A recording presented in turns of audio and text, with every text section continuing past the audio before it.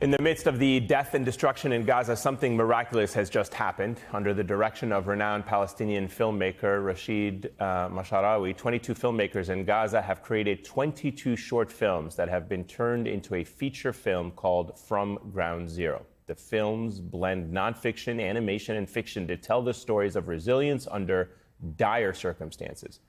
Even more miraculously, the film has just been selected as Palestine's Oscar submission for Best International Feature Film at this year's Academy Awards. Oscar-winning filmmaker Michael Moore was so taken with the film that he has signed on as an executive producer. Of the film, Moore writes, "These Palestinian filmmakers have accomplished a cinematic miracle. They have made a brilliant film in the midst of what Amnesty International and Human Rights Watch have now declared a genocide. No filmmaker, writer, or artist should ever have to tell the story of their own extermination." It is getting rave reviews and is being compared to other works of art from people facing the destruction of their society.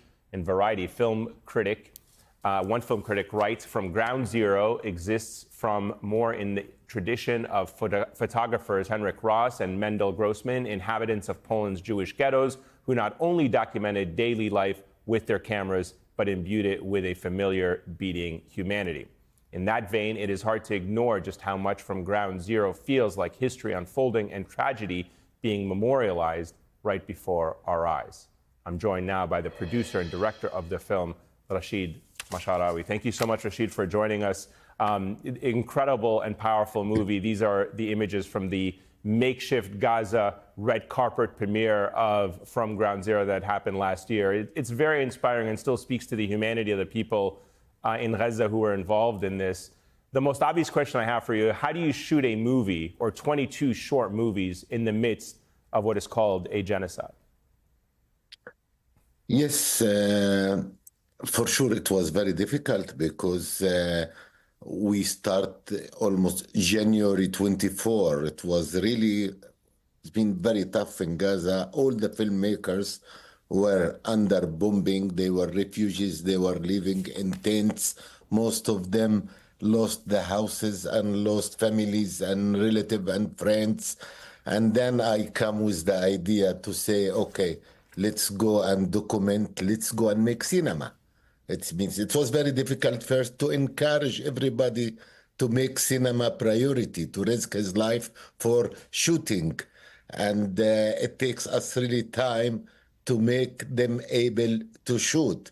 But also to get out the material, it was another big story also because we were based on electricity and the internet, and most of the time no electricity and for sure no internet.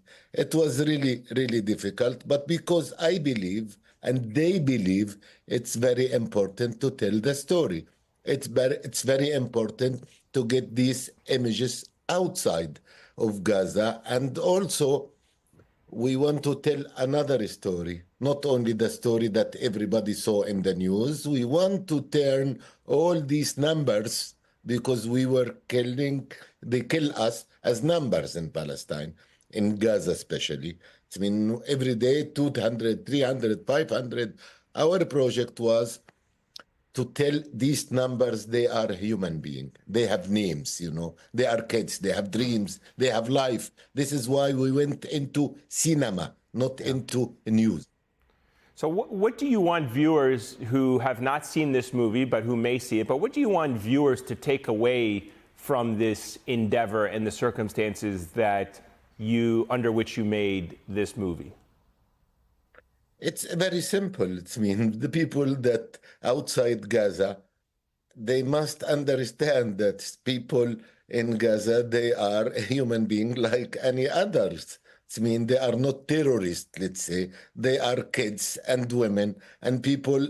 They are killed because they were there at this time and this location. I want to make the people to think about humanity, about a human being, because people must know that they are killing everybody in Gaza. They are killing you, the one who is sitting in Europe, in America, as a human being. They are killing you in Gaza because we are all having the same needs. We are all sharing this world. We are all having the same dreams as a human being.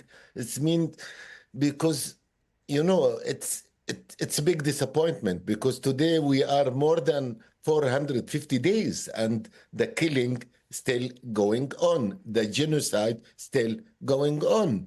It's mean people must move, must cut this silence. This is part of the aims. And at the same time, we want to say in Gaza, there is artists, there is filmmakers, there is people wanted to make cinema also. I wanted to get your thoughts on the reception the movie has had so far. As I mentioned, it has received rave reviews in some of the screenings that have taken place here in the United States. It has been sold out. It has been receiving recognition elsewhere around the world. As I mentioned, Oscar-winning director and filmmaker Michael Moore is now joined as an executive producer. But what does it mean for you, the filmmakers involved in this, to see that it has gotten the attention that it has received and for it to possibly be nominated for an Oscar? First, to be nominated for an Oscar, it's very important for us because actually what we want, it means we want also more attention, more media, more people to see these films, more people to talk about it, to write about it, to share all these stories because the people in Gaza, they feel alone. And with all what Watermelon doing, also the input of Michael Moore, it add also people to watch these films. It's add more promotion, and especially when we are dealing with people who believe like us. I believe all my life that cinema also must also help the humanity. Cinema must also stand beside justice. And then we become like one nation. I mean, I like very much the way how Michael Moore deal with this project. He is not only helping Gaza or helping cinema. He is doing what he believes in. It means, and this is very important for us. Let me ask you finally, Rashid, I mean, you're a filmmaker who's made movies throughout the entire Middle East, and certainly as somebody who knows Palestinians, knows Gaza and the situation there and what is happening there, was there anything in this movie that was made that even surprised you, that even expanded your understanding of the situation or what people in Gaza are going through? Yes, many things. Even me, myself, I born and grow up in Gaza. All my family are in Gaza now. Me, like the other Gazan people, I lost people and friends and members of family. We lost houses, but it's like the others. It's not here to complain in a personal level. But what surprised me, how much the people fight for life in the middle of death. How much people was ready to risk their own life just to participate in telling a story. It means to move small hard disk from one place to another place, and you can be held in the street because no safe place in Gaza.